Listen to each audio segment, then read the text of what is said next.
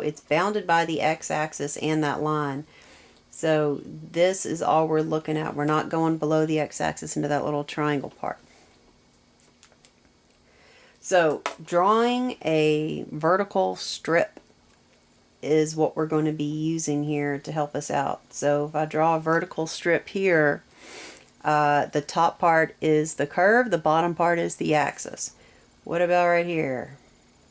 The top part is the curve, the bottom part is the axis. What happens when I get over here? The top part is the curve, the bottom part is the line, x minus 2. So somewhere I switched from, I changed lower boundaries.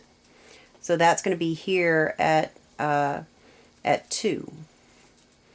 So at 2 is where you change what the lower boundary is, which means I can't integrate this all together at once. I'm going to have to integrate from 0 to 2, and from 0 to 2, the top part is square root of x, the bottom part is the y-axis, y equals 0. You don't have to write the minus 0 if you don't want to. I'm doing it just for illustration purposes. That I'm doing top minus bottom for that region. Top minus bottom for that part. Plus, alrighty, and so they intersect here at 4, so we're stopping at 4. On that section, the top part is still square root, but the bottom part is now the line. So it'd be square root of x minus, need parentheses here, x minus 2. Okay, we're subtracting one function minus the entire other function. That has to be in parentheses, and I'm going to be distributing that negative. So this one needed 2 integrals to find the area, which we did some in the last chapter. Not the last chapter, the last chapter I taught you before I left, where you had to split it up into 2 areas. So this is similar to that, except that this other part over here, we're using our new technique of top minus bottom to find the area between those curves. So if I wanted to integrate this by hand, 2/3 x to the 3/2, that's what I'm doing from 0 to 2. And then 2/3 x 3/2 minus a 1/2 x squared plus a 2x after I distribute that negative.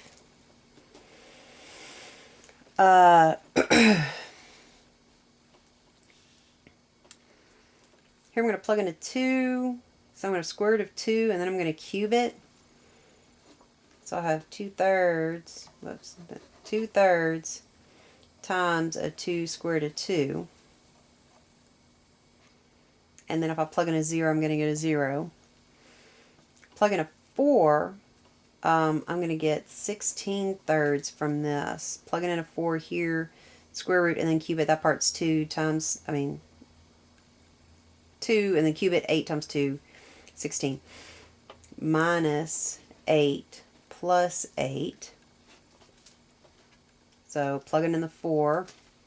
Now I plug in the 2. So when I plug in the 2 right here, I'll have 2/3, and then that 2 square root to 2 again. Minus 2 plus 4.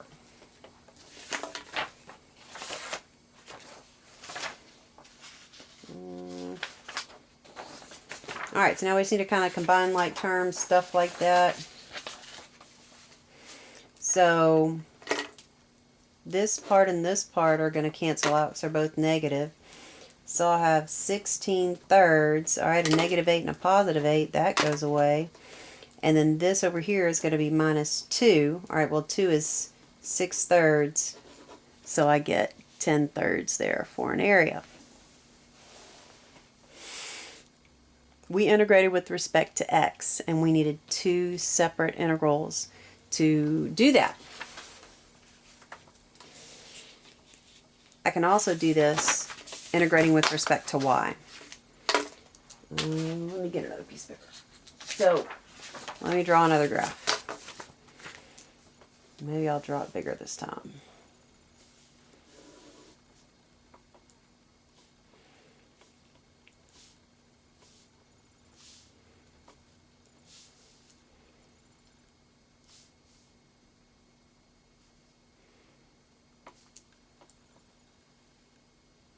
there's my square root.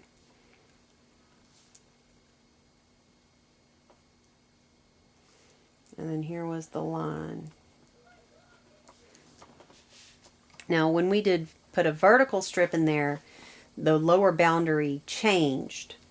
What if we do a horizontal strip? The right is the line, the left is the curve. What about right here? Right is line, left is curve. What about here? Right is line, left is curve. What about here? Right is line, left is curve. Is there anywhere where I could draw a horizontal strip where it would not be right is line, left is curve? And the answer is no. Everywhere is consistent. The right and the left boundaries are consistent. So since we're looking right to left, that means I'm going to be integrating with respect to y. And so whenever I say top minus bottom, that's big area minus little area is the idea here. And remember, it's always the area. We're always talking area between the curve and the axis.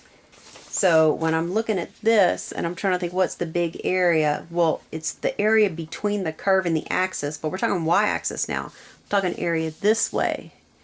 So the line is furthest from the axis, so that would be my big area. If I integrated this line, I would get all of that area. Okay? So with respect to y, this is basically our formula. Integrate y1 to y2, right minus left dy. And so my equations are all going to be in terms of y. When I integrate with respect to y, I only have y variables in here. I have y coordinates of intersection points here. So my two functions, I had square root of x and x minus 2. Well, I need those to be x equals. I need them to be in terms of y instead of in terms of x. So this one turns into x equals y squared, and this one turns into x equals y plus 2.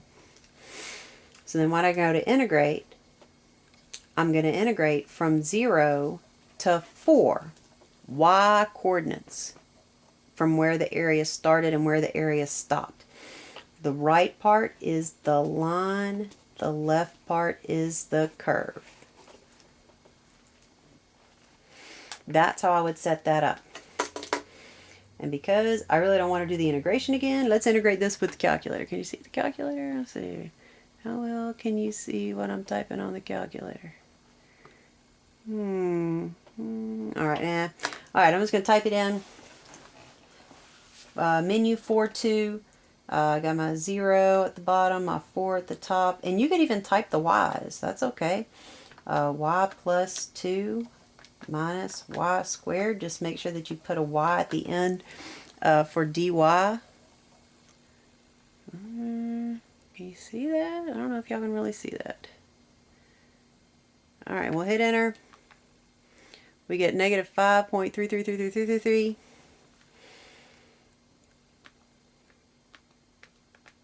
Which is, oh, it says negative 16/3.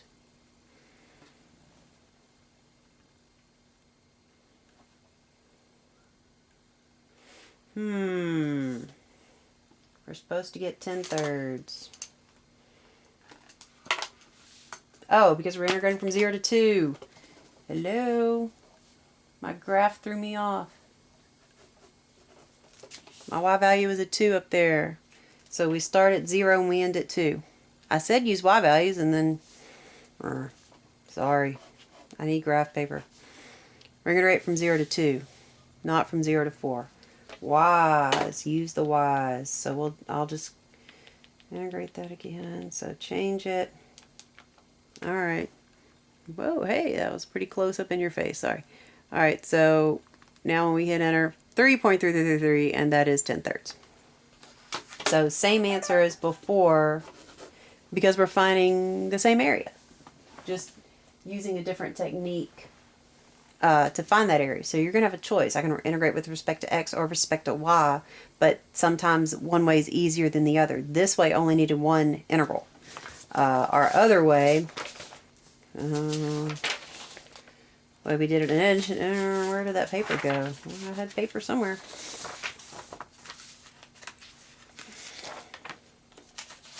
There. That way, when we did it this way, we had to do 2 integrals.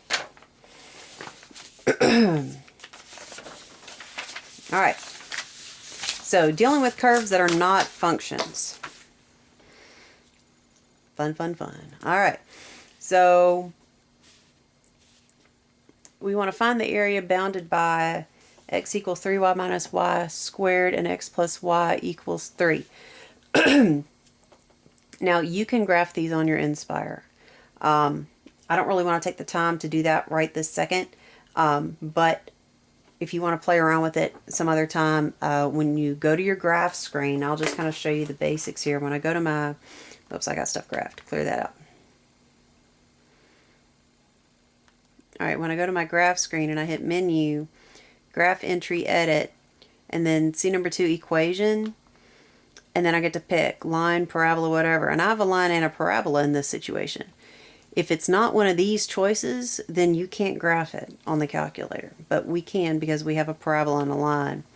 And then I got to decide what form it's in, and then put in the correct coefficients and things like that. So it's not hard. You can even also find intersection points when it's like that, but the commands are a little weird for what you have to do to get the intersection point. But just know that you have that ability.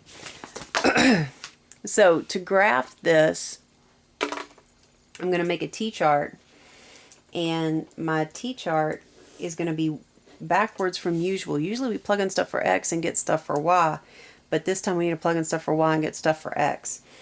So I'm just going to pick some random numbers here, and you plug them in for Y. So I went from -3 all the way to +3. When I plug in a -3,